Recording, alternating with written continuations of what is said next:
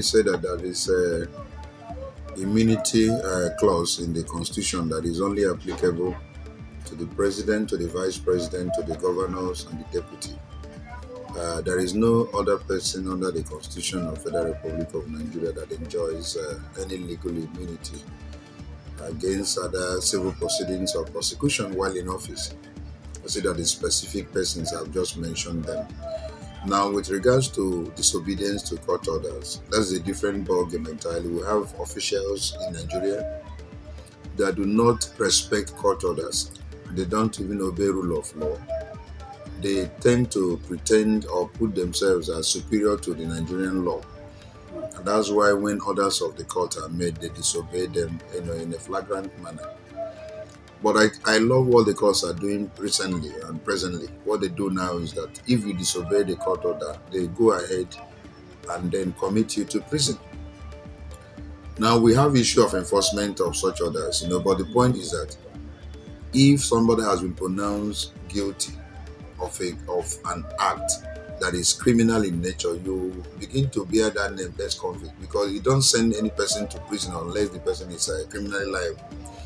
And so that's why you have seen that in the two instances where these officials, top public officials like EFCC chairman you mentioned and the IG, who was sentenced to time of imprisonment, you saw that they came back to the same court with affidavit that they have complied with the order.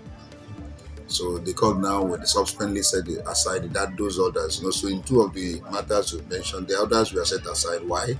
Because they showed that they have complied with the order that led to the contempt proceeding in the first place. So if that will be the only way the judiciary can get these public officials to obey court order, is well and good. I want them to continue to send them to jail, even though it may not be enforced, but let it be the on record that they are ex-convicts, until they begin to do the right thing. So some of us now who have judgment against government officials, we now wake up and begin to initiate contempt proceedings against them. And the court should be bold enough and must be advised to be bold enough to give judgment against those people that have refused to obey the court orders. That's all I want to say. So they're not enjoying immunity. And I don't think they are disobeying court order based on the fact that they think they enjoy any immunity. No, they are disobeying court order because they feel that the court does not have enough teeth to bite. But the court now is trying to prove them wrong, that they can also back and bite, which is very commendable for some of us who have been advocating for that over time.